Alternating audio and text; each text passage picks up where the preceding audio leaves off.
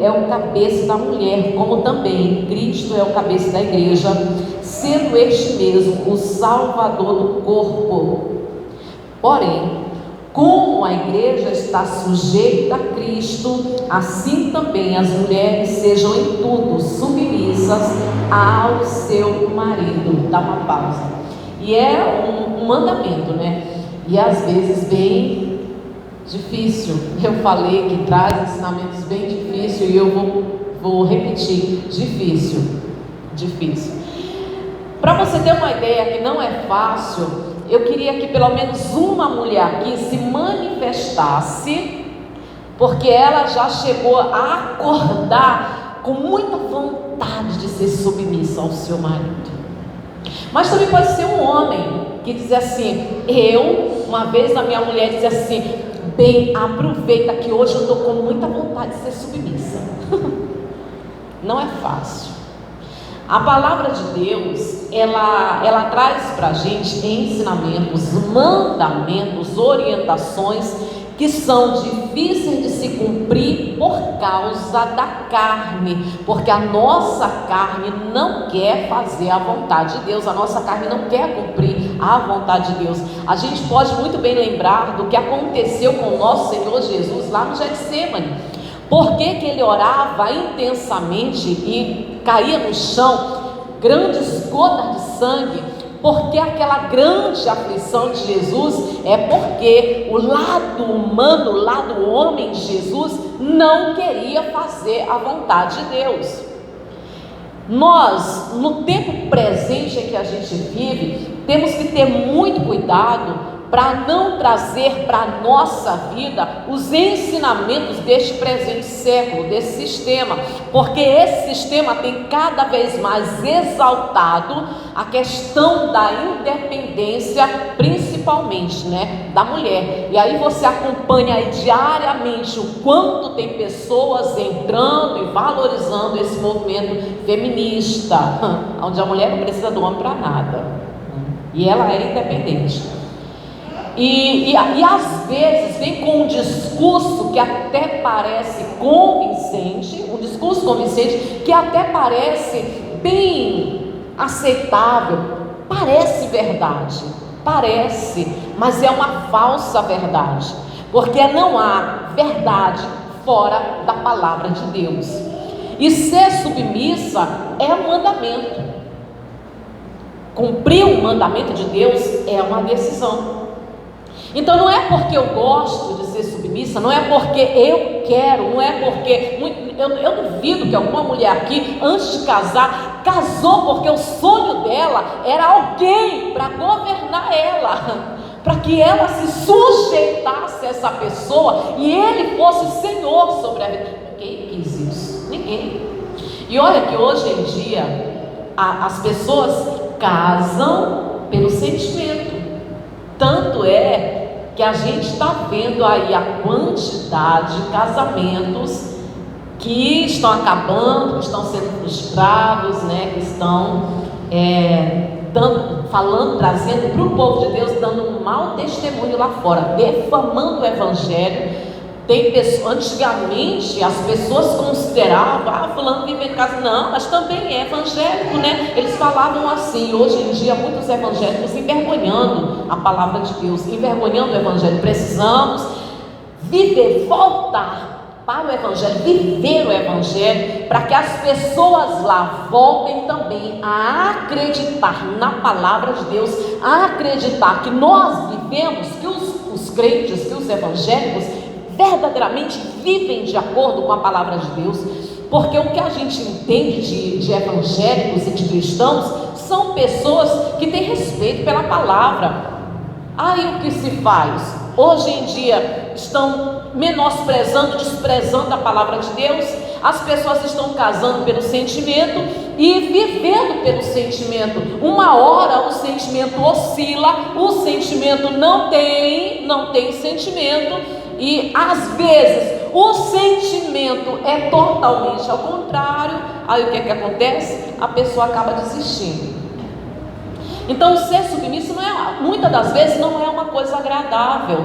Só quem é casada sabe. falando com as mulheres, só as mulheres casadas sabem o quanto às vezes é difícil dizer, tá bom, tá, tudo bem, você tá certo. Muito difícil. Mas é muito interessante isso, sabe? Que quando eu considero, eu já falei isso para vocês, que eu considero que o casamento é um quebra-cabeça. E, sabe, vai bater na cabeça, mas se você tiver paciência e você tiver determinação, força de vontade, você vai encaixando até você chegar numa plenitude, que é a vontade de Deus, que é a satisfação, que é o prazer, que é a realização na vida conjugal. E a realização na vida conjugal é um plano do nosso Deus, é um plano do nosso Pai. Você que se casa, você que é uma filha de Deus, que é um filho de Deus, o plano do teu Pai para a tua vida é que você seja feliz, que você seja realizado na vida conjugal. E no começo há uma dificuldade de adaptação, e que o sentimento ajuda muito, que esse sentimento que eu estou falando é o amor eros, que é fundamental para que um casal venha se unir. Irmãos, olha que no passado esse sentimento ele não tinha tanta importância quanto tem hoje, não. A gente pega pessoas lá no passado que se casaram sem sentir nada um pelo outro, nada. Na quinta-feira, na terça e na quinta, através das lives no Facebook, nós estávamos estudando a respeito de Judá e de Tamar. E Tamar teve 2 maridos. Ela amou os maridos? Não, a Bíblia não fala isso. E ela ansiou e desejou pelo terceiro marido, que era o cunhado dela, que ela já mulher feita, experiente na vida sexual, aguardando o cunhado deixar de ser criança, se tornar um adolescente, para poder ser tomada por mulher, por esposa por ele, e ter relações sexuais, não baseada no prazer, mas numa promessa de Deus, que era a promessa de gerar filhos. E elas queriam, por causa da grande importância que era para a cultura e para a época, gerar filhos. E ela queria gerar filhos, até porque uma mulher naquela época viúva não fazia como nos dias de hoje, arregaçar as mangas, ir para a luta, fazer um curso e essa coisa toda, né? Ou dependia de um filho. Quando ela ficava viúva, ela teria que ter um filho para depender daquele filho que seria o amparo daquela mulher, ou então ela se tornava uma prostituta.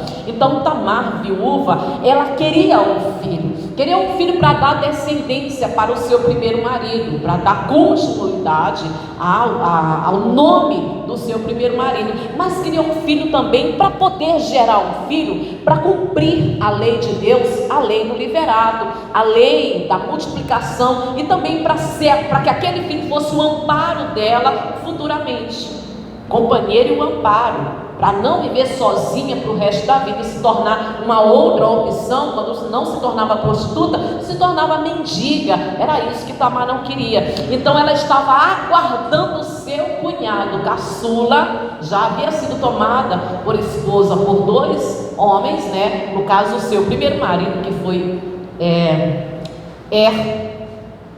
Aí depois ela foi dada para o irmão dele, Onã. Agora Tamar estava aguardando o seu cunhado, que era uma criança, se tornar um adolescente, para tomar ela como esposa, para poder ter relações sexuais com ele, não baseada no prazer. E quando eu quero falar do amor aqui, a princípio, primeiramente eu quero falar do amor eros, que é importantíssimo hoje, para a nossa cultura e para a nossa época. O amor eros é muito importante para 2 casais se unirem, que ele começa geralmente com o diálogo, né? Aquela conversa que flui, a conversa agradável, uma conversa que as pessoas, os 2 se sentem bem em conversar. Depois se sentem bem com a companhia, com a presença do outro, e depois o toque que gera aquele arrepio, que gera aquele nervosismo, que faz com que as mãos fiquem geladas ou fiquem suadas, e essa coisa toda, né? Esse é o chamado amor eros, que é o amor carnal, o amor entre homem e mulher. Esse é o amor eros, e ele, para a nossa cultura, para a nossa época, ele é muito importante. Naquela época e para aquela cultura não era importante, ninguém se casava baseado no amor eros, mas hoje ninguém quer se casar se não se sentir bem, e se de repente a pessoa com quem vai casar toca e não sente nada, pegou na mão, não sentiu nervosismo, não sentiu absolutamente. Quer casar com uma pessoa? Quem quer? Não quer casar com uma pessoa dessa. Tem que tremer na base, tem que fazer perder o rebolado, tem que às vezes fazer com que a pessoa à noite vá dormir sonhando, sorrindo, perca o sono. Quando chega de manhã, já está ansiosa para dar 7 horas da noite para poder encontrar, para poder olhar novamente, e fica imaginando o olhar, o sorriso, o andar, essa coisa toda. Hoje é assim. A nossa cultura, sim, é importante, e eu também considero isso importante. Se não for por esse meio aí, não case. Até porque, como as coisas evoluíram, graças a Deus, a nossa mente foi abrindo, nós fomos entendendo muitas coisas, e hoje a gente tem a revelação, o entendimento que a relação sexual hoje não é para gerar, muito pelo contrário, né? Tem muita gente casando aí que não quer gerar filhos. Algumas, se for para gerar daqui a 5 anos, outras se não gerar, glória a Deus. Uma época dessa ninguém quer ter filho, irmãos. Tá difícil criar filho numa época dessa, com os ensinamentos que tem aqui, ali, acolá, na escola e não sei o que, na vizinhança, na família, na parentela. Não é fácil não. Tem que ter muita sabedoria de Deus para poder criar um filho nos dias de hoje. Então muita gente nem quer gerar filho, embora filhos até o dia de hoje continuam sendo presente de Deus, continuam sendo bênção do Senhor, sempre. A palavra de Deus não muda. Considero muito importante o amor eros, que começa com uma amizade, naturalmente, começa com uma amizade, que começa com um papo agradável, com uma conversa que flui, que é agradável, com a companhia que é agradável. Começa com isso, vai para o sentimento, volta a dizer, né, o toque que faz a pessoa sentir. Mas muitos relacionamentos que começaram exatamente assim e sentiram algo muito forte, sentiram uma paixão muito forte, mas faltos de sabedoria, sem entendimento, faltos de juízo, porque todo cristão precisa de sabedoria, na verdade todo ser humano precisa de sabedoria. Falta de sabedoria e de juízo, acabaram estragando o seu relacionamento. Não tiveram cuidado com o relacionamento, não tiveram cuidado com detalhes, que detalhes fazem toda a diferença. Alguns casamentos começaram muito bem, começaram maravilhosamente bem, era bom estar junto, era bom conversar. Depois, quando se casa, vem as diferenças, vem as discussões, vem os conflitos. E vem também aquele dia que você, olha, se você pudesse, você mandava ela de volta lá para casa da mãe dela. Tem dia que se você pudesse, você não tem cachorro, não tem casa de cachorro, mas você construía uma casa de cachorro e botava ele lá. Pelo menos fica lá 24 horas. Tão cedo não quero nem olhar para a cara. Sim, até para quem vai casar é bom que eu ouça isso. Tem dia, irmão, você não quer olhar a cara da pessoa. Estou falando do marido, estou falando da esposa, que muitas das vezes faz você revirar os olhos, mas tem dia que faz você virar o olho para o outro lado e não quer olhar para a cara não, pelo amor de Deus. Vou até sair de casa, dar uma volta aí, porque se eu ficar aqui tu vai escutar o que não deve. Sim, acontece no relacionamento. E quando não tem sentimento, o que se faz, né? Voltando rapidinho, essa questão da submissão é o mandamento. Esse quebra-cabeça, essas dificuldades que vem no começo, se não tiver sabedoria para administrar as diferenças que são reais, que são verdade, que a gente sente, que a gente vê, convive com as diferenças. E quem nunca conviveu com as diferenças, né? Existem diferenças que você só vai descobrir depois de casado. Só vai descobrir depois de casado. Depois que casou, você tem umas que você diz assim: se eu soubesse. Tem umas que dá até para viver e você leva, mas tem outras que você vai até o resto da vida. Se eu pudesse te mudar, se eu pudesse arrancar isso dele. Ô mania feia que ele tem. Mania, quem não tem? Quem casou com uma pessoa perfeita? Alguém aqui casou com uma pessoa perfeita? Acredito que não, né? Então, cada um de vocês que já estão casados, vocês descobriram um defeito, um hábito, um costume da pessoa que, se você pudesse, você mudaria. Não pode, vai fazer o quê? Suportáveis uns aos outros. Aí você suporta. E olha que quem está falando isso foi quem passou 24 anos casada.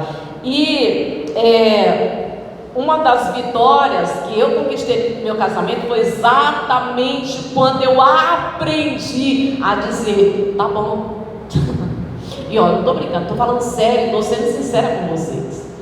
Porque até você entender que você colocar a tua questão, a tua razão, a tua certeza, a tua verdade não vai para lugar nenhum. E muitas das vezes a única coisa que você pode fazer, já que Ele é quem governa, Ele é o Senhor, a imagem de Cristo. E assim que a mulher deve ver o marido como a imagem de Cristo. Não é fácil não. Então chega um momento que você tem que aprender a dizer tá bom. Eita, a vitória que eu consegui, mas foi maravilhoso quando eu aprendi a dizer tá bom. Começava aquela discussão: meu filho, eu estou te falando que não é, tu é teimoso. Eu digo: tá bom, você está certo. Não, meu filho, tá bom. Dentro, aquela vontade de continuar a discussão até. Mas louvado seja Deus quando eu aprendi a dizer: tá bom, meu filho, tá bom. E muito legal, vou ter que trazer, eu não gosto de falar essas coisas, mas vou ter que trazer algumas experiências. Muito legal também foi quando eu aprendi também a dizer assim, porque todo casal discute. Eu quero ver qual é o marido que nunca chamou a mulher de teimosa, de cabeça dura. E aquela discussão, né? É só você que quer estar certa, né? Qual foi a mulher que nunca escutou o marido dizer isso, né? Não, é só tu que está certa, está sempre certo, nunca está errada. E foi muito legal quando eu aprendi a dizer assim. Começou a inflamar aquele debate e eu me encalava. Ele continuava e eu dizia: não adianta, não vou discutir com você. Ponto. Acabou. Não importa se naquele debate, quando começou, eu saí como errada, não importa, não vou discutir. Pronto, acabou. Não adianta, não vou discutir. São coisas que ajudam a um relacionamento continuar. Por certo que existem detalhes que a gente não pode ignorar de jeito nenhum. Eu quero falar para você que detalhes fazem com que o sentimento, o amor eros, ele venha continuar, que hoje a gente considera muito importante. Já não é mais para gerar filhos, não é mais para gerar mão de obra, que os nossos patriarcas se deitavam com mulheres que não amavam, que não tinham nem vontade de se deitar, não tinha prazer. Você consegue imaginar isso? Você consegue imaginar Jacó se deitando com Bila, sem falar no ouvido dela: minha filha, você é muito linda. Minha filha, como você está macia, está cheirosinha. Nada disso, né? E que isso hoje é muito importante para um relacionamento, para uma intimidade, para a intimidade do casal. Consegue imaginar isso? Abraão se deitando com Agar sem sentir absolutamente nada. Quando eu falo sentir nada, apenas o desejo da carne, do homem, mas nem amor, nem carinho, sabe? Nada disso. mas apenas para dar continuidade à descendência, para cumprir o mandamento do Senhor, para buscar o cumprimento da promessa de Deus e para gerar mão de obra. E não existia isso, mas hoje é importante que exista esse sentimento. O amor eros é importante que exista. Ele sozinho, ele não sustenta casamento, tá? Quando eu falo que o amor não sustenta casamento, eu estou falando do amor eros. Eu não estou falando do amor ágape, eu estou falando do amor eros. Não sustenta casamento. Eu e você, acho que cada um já pelo menos conhece um casal, alguém que disse assim: não, eu amo, eu ainda gosto, mas não dá mais, não dá para continuar, não. Eu conheci várias pessoas que eu tive que aconselhar, e a pessoa diz assim: não, já estou decidido, não dá mais, não quero mais. Sim, mas você não gosta, mas não quero mais. Ainda sinto, sim, não, mas eu não quero. Então, cada um conhece. O amor eros, ele não sustenta sozinho, não sustenta casamento. Eu volto a dizer, pessoas falta de juízo, às vezes estraga o que constrói por anos, durante pouco tempo. Agora, para manter esse sentimento, esse amor eros, alguns detalhes são bem importantes, tá? Que infelizmente alguns relacionamentos acabaram por ignorar esses detalhes, que são só detalhes, mas que são muito importantes. A declaração de amor, o falar eu te amo, né? Ignoram. Já falei. Ela já sabe que eu amo ela. Ele sabe que eu amo ele. Ele sabe. Desculpa, mas nessa noite eu vou trazer alguns exemplos para mim. De mim. Irmãos, eu era chata, enjoada, porque eu falava, não era todo dia, não, era toda hora. Confesso que também tive os meus dias que eu ficava assim: vai passear, não tem nenhum lugar para ti, não? Quer visitar tua mãe, não? Quer? Confesso, também tive os meus dias. Acho que a turma está com saudade de ti, vai lá, vai visitar. Vai visitar ela, vai. Tive, mas falava toda hora. E às vezes a pessoa ignora a declaração de amor. Eu quero dizer que ela mantém o sentimento. Volto a explicar para você. Eu estou falando do amor eros, que é o amor, porque existem 3 tipos de amor, que a Bíblia fala que o amor eros é o amor entre homem e mulher. O amor filial, que é o amor de irmão, o amor fraterno, e o amor ágape, que é o amor do tipo de Deus, que esse no final eu quero falar sobre ele. Então esse amor de homem e de mulher, para ele permanecer, esses detalhes são importantes. A declaração, o abraço, por nada, de nada. Infelizmente, irmãos, as pessoas depois que casam vão ignorando esses detalhes. E alguns maridos não chegam para abraçar sua esposa do nada, só para abraçar, sabe? Só para dar aquele abraço bem apertado. Simplesmente não faz. Por quê? Porque não tem motivo. Porque ela não está fazendo aniversário, porque ela não fez nada que pudesse agradar ele naquele dia. É do nada que eu estou falando, é do nada. Chegar e dar um abraço apertado, às vezes um beijo na testa, um cafuné. Eu não conheço nenhuma mulher que não gosta que ninguém mexa, que o esposo não mexa no cabelo dela. Eu falo assim, geralmente mexe no cabelo. Até filho, quando chega para mexer no cabelo, olha, o filho chega para mexer, fica. Imagine o amor da vida dela. Muitos homens vão ignorando esses detalhes que acabam dando firmeza ao relacionamento. Às vezes, o carinho. Quando eu falo carinho, entenda, rasgando, porque eu estou na igreja. Quando eu falo carinho, é que é muito difícil para o homem, pelo desejo natural, que ele já nasce, e quando ele chega perto da mulher, começa a falar, pronto, já quer ir para os finalmente, né? Mas eu digo para você que para a mulher também é muito importante, às vezes, ficar pertinho, ficar junto durante um tempo, só o carinho, aonde você deixa ela deitar ali no teu peito, você fica apenas fazendo aquele carinho. Para uma mulher, isso para uma mulher. Quando eu falo isso sustenta, isso dá sustento, isso firma um relacionamento. E ignorar esses detalhes vão enfraquecendo o relacionamento, vão enfraquecendo o casamento. Voltando aqui, não é fácil ser submissa, mas é um mandamento. Então, se é um mandamento, eu decido se eu quero ou não obedecer.